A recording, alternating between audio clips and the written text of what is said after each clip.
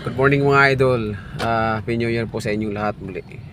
Ipapakita ko sa inyo yung pinangyarihan kahapon na January 1 around 11 AM. Accident din dito sa area na to.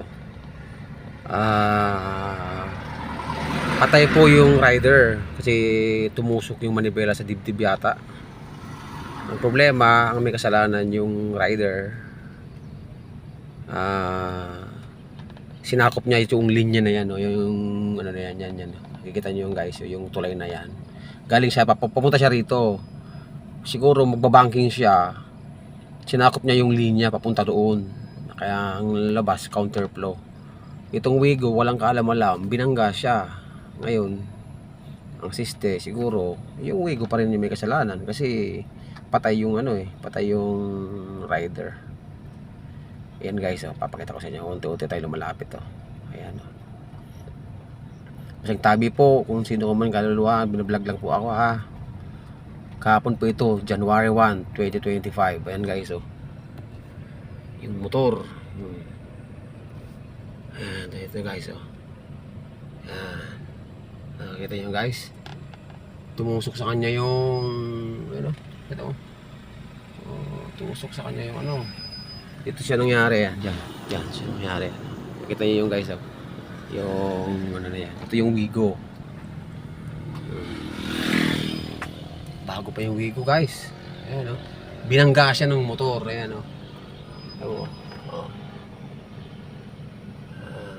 dito guys So ang nangyari dito, counterflow siya. Umiwas siguro yung Wigo. Hindi na, hanggang dito yan. Nakikita niyo yung itim na yan. Ayan Yan guys Kaya dito sa area na to napaka-prone sa aksidente. Nga pala guys, pangatlong insidente na rito na namatay. Kaya itong tulay na to nakakatakot. Parang killer bridge to. Ganun. Yan guys located pala ito guys sa Cavite area. Yan. Kaya kung mapadaan kayo dito papuntang Teresa Martires, ingat kayo rito guys. Dami na ditong kinukuhang motorista na buwis buhay. Ito pa naman guys na daanan na to, na highway na to, pinagkakarerahan to ng mga rider. So ayan, update guys January 2, 2025. Yun ang pangyayari kahapon. Actually gusto kong puntahan, kaya lang tinamad na ako pumunta. Kita ko na lang sila sa yung kaibigan ko nagkwento. So ayan, nakikita niyo guys Actually masarap pa naman itong patakbo talaga kasi madalang lang yung sasakyan. Kaya nga itong ang kotse ko pinapatakbo dito ng 100 megit para pinapractice ko lang, kaya lang with care pa rin talaga. Ingat pa rin.